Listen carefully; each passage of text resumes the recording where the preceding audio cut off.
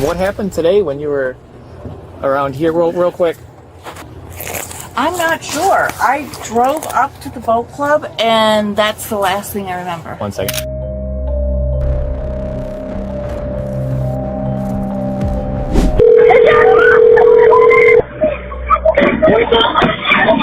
Center County 911, Operator 2. What is your address for emergency? And the car just went through at a children's birthday party. Okay, listen. Where are you at? The Swan Boat Club. The Swan Creek Boat Club? Yes.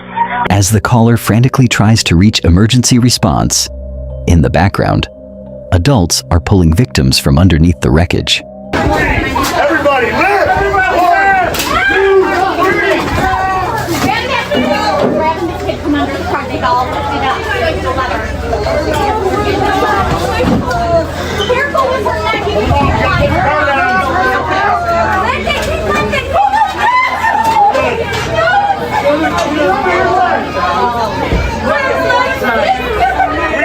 Reedy, there's another kid.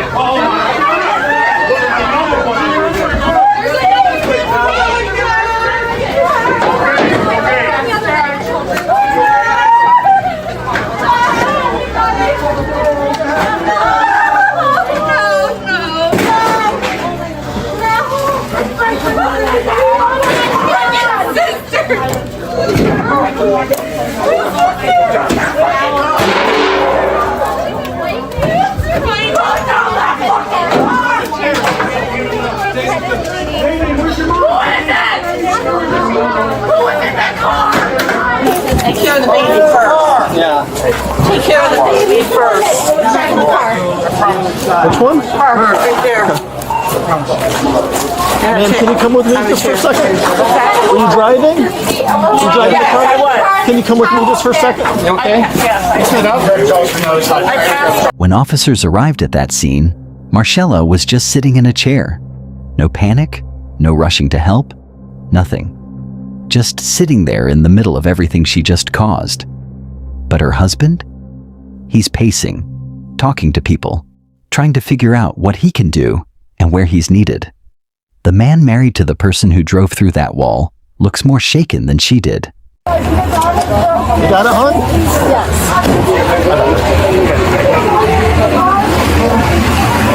What happened? I passed out. Okay. Have you been feeling ill or anything like that? Yes. What? Were you here for the party? No. What were you out here at the boat club for? Are you a member? I was just coming down here. Okay. Oh my gosh, this is terrible. Have you been drinking it all today? A little bit, yes. Okay. When's the last time you had something to drink? Probably half an hour ago. Half an hour ago? What do you drink? Wine. Wine? Okay. Have it. What's your name, hon? Marshella Marshella what? Chidester. Chidester, okay. You don't have any weapons on you, do you? No. All right, I'm just going to leave you back here just for a little bit, okay? Okay. All right. Do you need to see any medical attention right now? I don't think so. Okay. I'm going to roll down this window over here just to get you some air, okay? Marshella's claim of having a seizure almost sounds convincing until officers start digging deeper. And what they find changes everything. Meanwhile, back inside that club, before paramedics even arrived, 8-year-old Alana was already gone. Witnesses said she was wedged so tightly against the debris that she was already blue. She never even had a chance to scream. But Zane, 4-year-old Zane, was still fighting. They pulled him out from under that SUV, bleeding from the back of his head, his little arm completely limp. And as the first paramedic knelt down in the middle of that drywall dust and birthday cake, Zane whispered his name one last time before he succumbed to his injury. Okay, so what happened today? Where were we at today? I went to lunch with some friends. Okay, about what time was that? Noonish. Okay, so around noon you went to lunch. Do you remember what you ate? Yep, I had some chili and a fish sandwich. A fish sandwich? Okay. Where was that at? At Verna's. At Verna's. What'd you drink there? Did you drink water, pop? Anything? I had a glass of wine. Just one glass of wine? Yep. Okay. Okay, so you have one glass of wine at Verna's. After that, what happens? You leave at noon. Where do you go? Came home. Okay. What do you do when you get home? I just came home and just kind of chilled out and was waiting for my husband to get up and just taking a nap. Okay. Did you drink anything else there? Did you take any medication or anything? No, I didn't even get a drink down here because I never made it this far. Okay. Did you eat anything else today? No. Okay. Okay. And then where were you driving to? Just from Vernus to here. To here? What were you coming here for? Home. So you're going from Vernus to home? Yeah. And you left Vernus at noon? Yes. Okay. But then you said you went home first? I'm home here. Oh, okay. So you were trying to go from Vernus to home? Yes. How long were you at Vernus then? Maybe an hour. Not even that long. Okay. So you made no stops between Vernus and here? No. And when did you go to Vernus again? About noon. About noon. Okay. Okay, so it's a preliminary breath test. I just want to see where you're at with your alcohol level. If you have one glass of wine, it's going to be really low, okay? Okay. So just go ahead and blow like you're blowing a balloon, okay? Keep going, keep going, keep going, keep going. Thank you.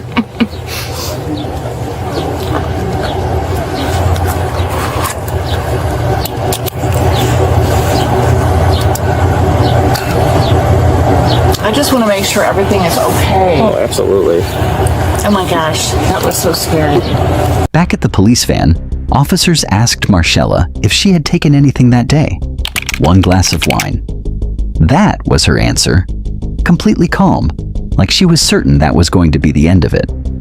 So they gave her a breath test, and the results told a completely different story. Okay. Do you remember what happened when you were going around here? No, not really. I pulled into the parking lot and I thought I was driving up to the boat club, and evidently I was driving right into the pavilion. Which direction did you drive from? I live. When you got to the parking lot, what happened? I don't remember. You don't remember? I don't remember. Okay. Got to this parking lot, you don't remember anything? I don't. Okay. Okay. I think that's all the questions I have for you now. Deputy Schmidt's gonna take me over from here, okay? So on a scale of 0 to 10, 0 being like you're stone cold sober, you can drive perfectly, 10 being you're passed out drunk, where do you think you're at right now? 7. A 7? Okay. Do you think you're okay to drive? I wouldn't want to drive. You wouldn't let you drive? No. Okay. Okay, just give me 1 second, okay? Sorry, my phone's ringing. I think it's gonna be my boss. All right. I apologize. Shortly after, Marshella was taken to the hospital for one reason: to confirm whether that one glass of wine story was actually true. You need a minute, Marshella? I'm just getting myself situated. Okay. Hey, if you want, we can give you a minute. No? I'm good. Okay. My name's Jeff. I work here at the Sheriff's Office. This is Josh. Hi, Josh. Okay. So I want to talk to you about some events that happened, okay, because part of my job here at the Sheriff's Office is to talk to people, okay, and get different sides of stories, okay, for things that happen. And that's what I want to do today, is to talk to you about what happened and kind of because there's always two sides to every story, you know, and so I don't want just one narrative to be out there. Right. I want your narrative to be heard. Okay? But I follow the rules. Okay, and the rules dictate that since you're not free to leave. Hey, have you ever watched the TV show Cops? No. No, you never watched Cops? No. A little bit before. So I follow the rules. I don't cut corners. All right. So what I have to do is I have to read you what's called your Miranda rights. Okay. You might have heard them before. It's on Cops. Yeah. And we'll read along together. And then I can, get your side of the story about what happened. Okay, so again, I want to talk to you about what transpired yesterday and what you can recall and possibly shed some light on what happened. And I find it's easier with people that, when we recall events, we say, whoa, I I had a bowl of cereal. I watched the morning news, and then it just goes on until we're here right now. Okay. And so, do you think you can do that? Mm-hmm. Okay. All right. You can tell us how your day began. How did my day begin? I met some friends for lunch. Okay. And then I didn't finish eating my lunch because I got like a canker sore on the inside of my mouth, so it was pretty sore. And then I went to the boat club. So, all right. So you said you met some people for lunch. Mm-hmm. Okay. Where was that at? At Vernus. Okay. So, and don't mind me writing stuff down because I just have to sometimes. And if I repeat things, don't take it offense to it. Okay. Sometimes I have to create a picture in my head. Okay. Okay. So, do you know about what time at Vernus? I think we met at 11:30. 11:30 a.m. Mm-hmm. Lunch with friends. Who are those friends? Peter and Brenda Watkin.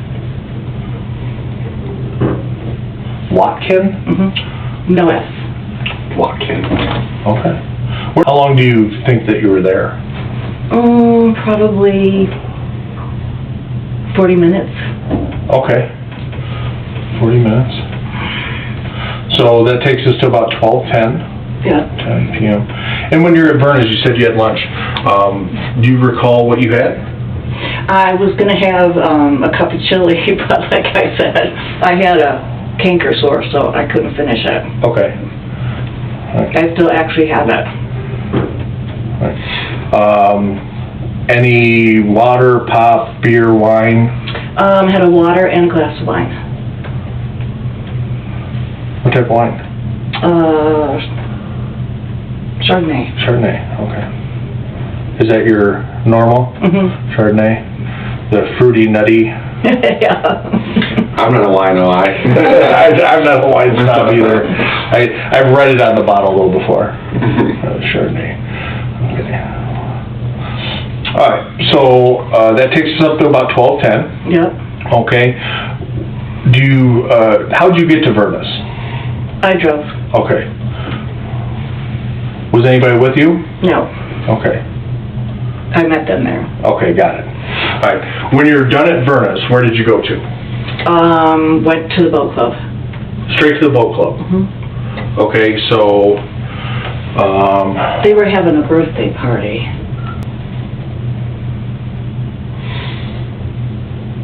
okay. So what we do as investigators is we put together a puzzle. Okay. Each different situation is a puzzle, and so I look for puzzle pieces. That's my job. I'm a impartial fact finder. Okay. And so that's why I talk to everybody, and I also gather evidence. We gather evidence, okay? And part of that evidence is, say, like surveillance footage and this, that, and the other. And so what we do then is we create a timeline, and that's what I'm trying to do here with you. Okay. Okay? So we know you're at Vernus at 12:10. And then you say you go to the boat club, right to the boat club. Mm-hmm. So that's not exactly accurate because I have surveillance footage of you at the boat club at 3 o'clock. Okay, that could be.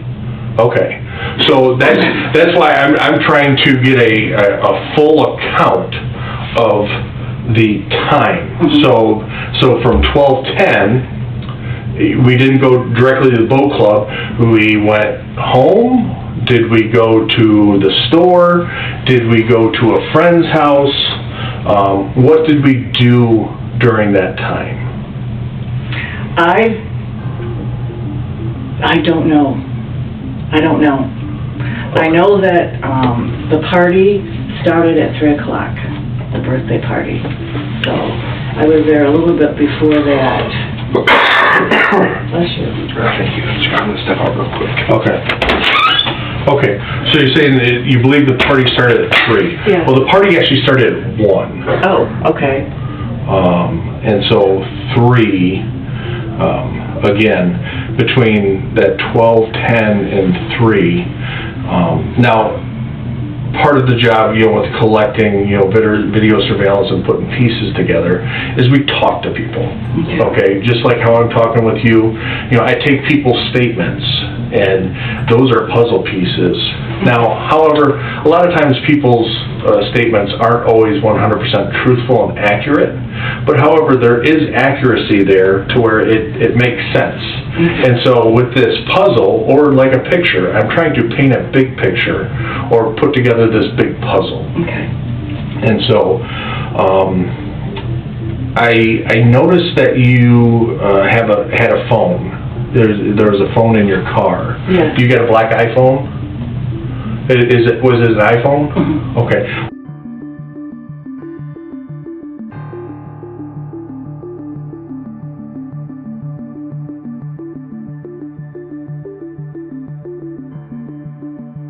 Now, these days,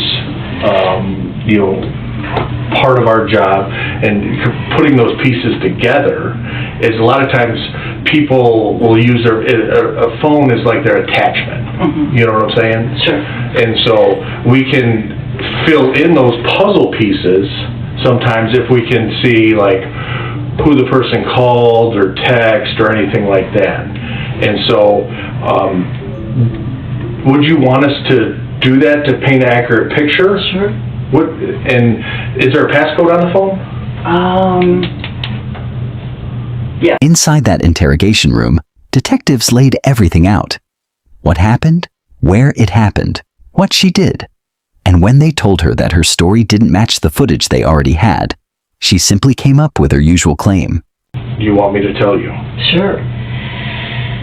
Okay. You probably are the most hated person in the United States. Why is that? You drove your car into a kid's birthday party and killed 2 kids. Oh, no. And many more are at the hospital in critical condition right now. Oh, no. Adults as well. That is why I'm trying to get the truth from you, Marshella, so I can tell the prosecutor that you're not a low-down, dirty drunk that wants to go out there and kill kids. Oh, gosh, no.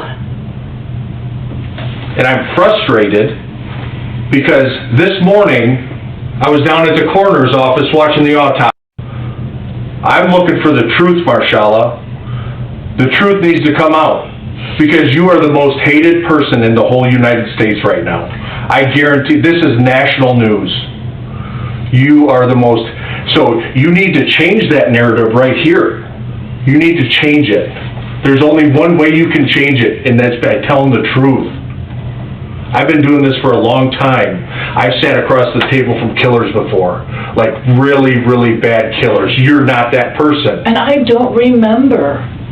Honestly, I do not remember. I would think I would remember something like that.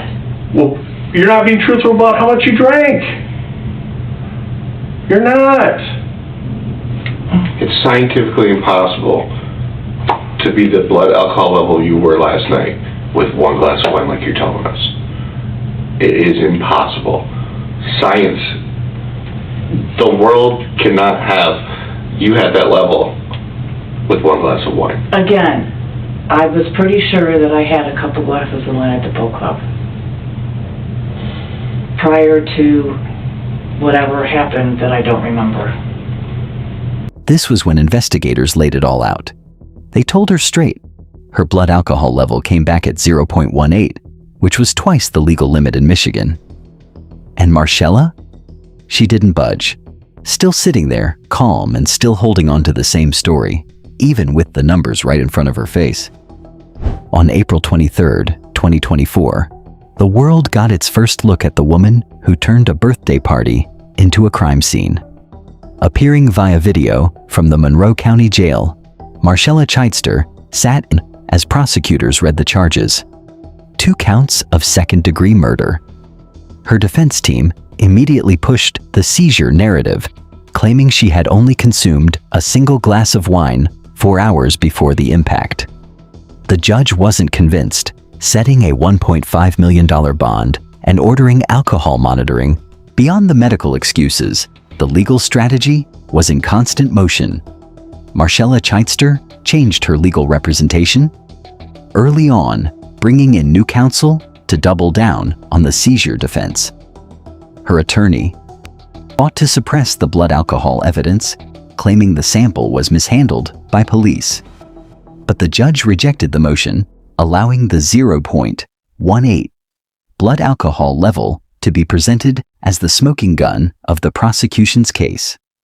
While she swapped lawyers to save herself, the evidence remained unchanged, and the jury saw through the maneuver. On May 15, 2025, the excuses finally ran out.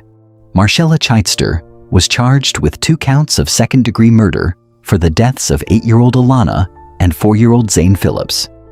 The court rejected the seizure narrative, facing the reality of a 0.18 blood alcohol level that turned a vehicle into a weapon. She was sentenced to 25 to 50 years in prison, a decade for every moment she spent denying the truth.